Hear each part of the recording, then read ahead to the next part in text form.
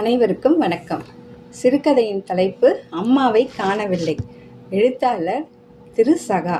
சிறுகதை வாசிப்பது திருமதி சாந்தி சரவணன். அந்த ஞாயிற்றுக்கிழமை கால நேரம் இயல்பாக அமையவே இல்லை அரவிந்துக்கு. குணாவிடமிருந்து அலைபேசி அழைப்பு வந்திருந்தது. முதல் தடவை வந்தபோதே அவன் அதை கவனிச்சு தான் இருந்தான். ஆனால் ஏதோ யோசனையில் எடுக்காமல் வேணும்னே அதை தவற விட்டான். ஆனால் குணாவோ விடாமல் 2 நிமிட இடைவெளியில் திரும்பவும் அழைத்தான். கொஞ்ச நேரம் ரிங் அடிக்கிட்டோம் என்னை விட்டு கொடுத்து நிதானமாகவே எடுத்தான் அரவிந்த். ஹலோ, டே மச்சி, ஒரு சிக்கல்டா. நீ இப்போ வீட்டில் தான் இருக்கியா? நேரில் வரட்டுமா? குணாவின் குரலில் பதட்டம். இரு முதல்ல விஷயம் என்னன்னு பதறாமல் சொல்லு. சண்டேன்றதால வீட்டை க்ளீன் பண்ணிட்டு இருக்கேன்டா. ஹச், என்னத்த சொல்ல? அம்மாவை காணண்டா மச்சி. காணோம்னா புரியலையா உனக்கு? காணோம்னா அதுக்கு வேற ஏதாவது இன்னொரு அர்த்தம் இருக்கா என்ன? லெட்டர் எழுதி வச்சுட்டு காணாமல் போயிட்டாங்கடா. பொறுமை. அந்த லெட்டரில் என்ன எழுதியிருக்கு? புரியாமல் கேட்டேன். நீ கொஞ்சம் வரையா இங்கே? எனக்கே ஒரே டென்ஷனாக இருக்குது. வயிற்ற கலக்குது, வாந்தி வர மாதிரி, மயக்கம் வர மாதிரி இருக்குது. ஐயோ அம்மான்ற மாதிரி கதறினான். சரி, கொஞ்சம் ரிலாக்ஸ் ஆகு. 10 நிமிஷம் கழிச்சு நானே கூப்பிடுறேன்.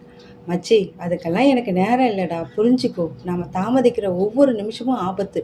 அம்மா அதுக்குள்ளே தள்ளி தள்ளி ரொம்ப தூரம் கடந்து தொலைவாக போயிடுவாங்களோ. கொஞ்சம் வாயேன், சிரமம் பார்க்காம என கெஞ்சினான். அரவிந்த் இறங்கி வந்தான். சரிடா, நான் வரேன். ஆனால் விவரம் சொல்லு. அம்மாவை காணோம், அவங்க லெட்டர் எழுதி வச்சுட்டு போயிட்டாங்கன்னு சொல்கிற. அப்போது அவங்களா விருப்பப்பட்டு தான் வீட்டை விட்டு வெளியேறி இருக்காங்களா? டே, வக்கீல் மாதிரி பேசாதடா. நீ என் நண்பன். ஆபத்து நேரத்தில் தோல் கொடுக்காம இப்படி கேள்வியாக கேட்டுட்டு கொள்றையே. முதல்ல விவரத்தை முழுசா சொல்லு. உதவுறேன். அந்த லெட்டரில் என்ன எழுதியிருக்கு பாரு. ஆரம்பத்திலிருந்தே உங்ககிட்ட எல்லாத்தையும் சொல்லிடுறேன். நீ என் சின்ன வயசு நண்பன். எதையும் நான் மறைக்க விரும்பலை. இங்கே அம்மாவுக்கும் அனன்யாவுக்கும் இடையில கொஞ்சம் ஒத்து போகலை. கொஞ்சம்னா சாரி, கொஞ்சம் இல்லை, எல்லாமே தான்.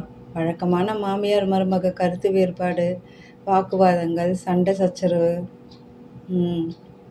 யார் பேசுறது சரி, யார் தப்பு எல்லாம் நான் சொல்லலை.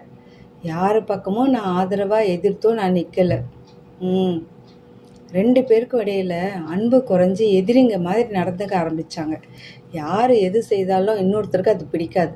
2 நாளைக்கு முன்னாடி அது தீவிரமாயிடுச்சு. நான் ஏதோ டென்ஷனில் இருந்தேன். அம்மாவை கொஞ்சம் கடுமையாகவே பேசிட்டேன். வயசாகிடுச்சு, விட்டு கொடுத்து போனால் என்னன்ற மாதிரி எக்ஸ்ட்ரா சில கடும் வார்த்தைகளை அவங்க அழுதுகிட்டே அறைக்குள்ளே போயிட்டாங்க. அரவிந்த் மனம் நொந்தான். ஏன்டா இப்படி பண்ணுற? அவங்களுக்கு ஒரே மகன்டா நீ. உன் மேலே அவங்களுக்கு அளவு கடந்த பாசம், ஒரு வித பொசசிவ்னஸ் இருக்குது. அவ்வளவுதான். அப்பா இழந்த உன்னை எத்தனை சிரமப்பட்டு வளர்த்துருக்காங்க. பழசெல்லாம் மறந்துட்டியா? அத்தனை சீக்கிரத்தில் கல்யாணத்துக்கு முன்னாடி சரியான அம்மா பையனாடா நீ. புரியுதுடா மச்சி. ஆனால் மனசறிஞ்சு நான் எதுவும் பண்ணலை. ஒரு துளி நேரம் ஆவேசம் திட்டினேனே தவிர எனக்கு மனசு கேட்கல. ராத்திரி பூரா தூங்கலை. காலையில் விடிஞ்சதும் முதல் வேலையை அவங்கக்கிட்ட போய் மன்னிப்பு கேட்டேன். மன்னிச்சாங்களா? பதில் பேசாமல் நகர்ந்துட்டாங்க. அப்போவே எனக்கு ஒரே உறுத்தலாக இருந்துச்சு. எங்கே ஒரு விசில் விழுந்துருமோன்னு நான் பயந்த மாதிரியே நடந்துடுச்சு. கடைசியில் இப்போ ஒரு விபரீதம். சரி, நிகழ்காலத்துக்கு வா. லெட்டரில் அம்மா என்ன எழுதியிருக்காங்க? என்னால் உங்கள் குடும்ப நிம்மதி கெட வேண்டாம். என் மனம் அமைதியான பின்பு நானே உங்களை தேடி வருவேன். அதுவரை என்னை தேட முயற்சிக்காதீங்க. இப்படிக்கு அம்மாவோட கழுத்து. இவ்வளோ தான்.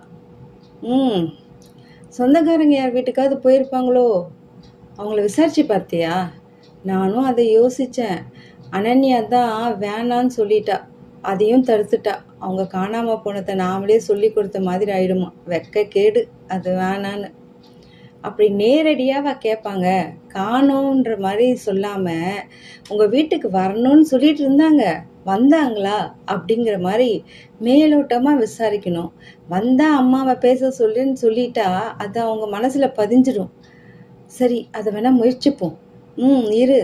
அவங்களுக்கு பிடிச்ச கடவுள் ஏதாவது கோவிலை பற்றி சமீப காலமாக தொடர்ச்சியாக பேசினாங்களா? அங்கே போகணுன்ற மாதிரி? அப்படி எதுவும் இல்லைடா. லெட்டர் எங்கே இருந்தது? சமையல் கட்டில் கேஸ் அடுப்பு பக்கத்தில் லெட்டர் பறக்காமல் இருக்க, அது மேலே ஒரு கத்தி. பீரோ திறந்து பார்த்தியா? அவங்க உடமையெல்லாம் இருக்கா?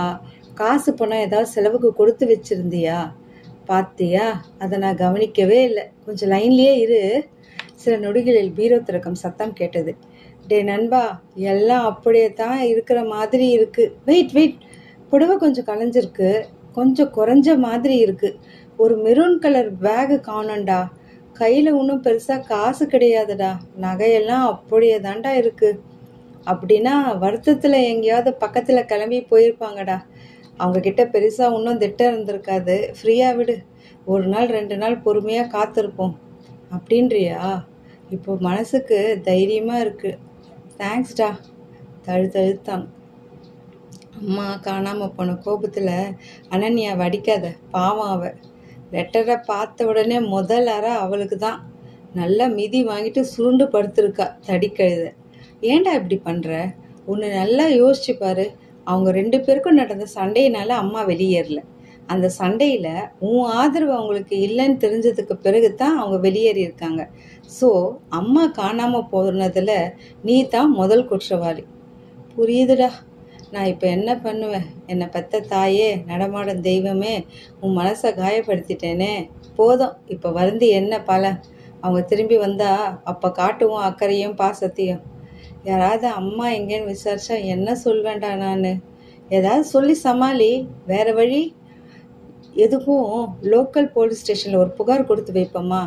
காணவில்லை சாவித்திரி, வயது 64, சராசரி உயரம், இடது கையில் 6 விரல், சிரித்தால் கன்னத்தில் குழி, அடையாளங்கள் சொல்லி ஃபோட்டோவோட. யாராவது எங்கேயாவது பார்த்தா சொல்லுவாங்கல்ல? லூசாடா நீ? பெத்த தாயை ஒழுக்கமா வச்சு காப்பாத்த துப்பு இல்லை, இதுல புகார் வேற கொடுக்க வரியா? நீ உன்னைத்தான் தூக்கி உள்ள வைப்பாங்க. அந்த லெட்டர் ஆதாரம் ஒன்று போதாது? அட ஆமா ஆமா, அதுல அப்படி ஒரு ஆபத்து வேற இருக்குல்ல. டென்ஷன்ல எனக்கு மூளை வேலை செய்யலடா.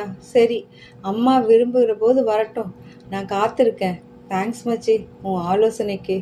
மனசு சரியில்லை, 10:30 மணிக்கு சொர்க்கத்துக்கு வரியா? என் குற்ற உணர்ச்சியை மறக்க வேற வழி தெரியல. நான் வரல, நீ அளவா குடிச்சு தொலை நாயே. போனை வைத்து விட்டான். கண்கள் மூடி சோஃபாயில் சாய்ந்திருந்தான் அரவிந்த். ஏதோதோ எண்ண அலைகள். யாரோ தோலை தொட கண்கள் திறந்தான். என்னம்மா? சுடு தண்ணீர் வைக்கவா அரவிந்து? குளிக்கிறியாப்பா? வேணாம்மா, கொஞ்ச நேரம் போகட்டும். விரல்களை நெட்டி முறித்தான். ஒட்டாவி வந்தது. சேலை போதுமான அளவு இருக்கா உங்களுக்கு? வேணா 4-5 வாங்கிட்டு வரவா? எனக்கு எதுக்குப்பா அதெல்லாம்? நான் எங்க போக போறேன்? சொல்லிக்கொண்டே சமையலறை நோக்கி நகர்ந்தாள் சாவித்திரி. வயது 64, சராசரி உயரம், இடது கையில் 6 விரல், சிரிக்கும்போது கன்னத்தில் குழி. நன்றி. இந்த வீடியோ பற்றிய கருத்துக்களை கமெண்ட் பண்ணுங்க. சேனலை மறக்காம சப்ஸ்கிரைப் பண்ணுங்க.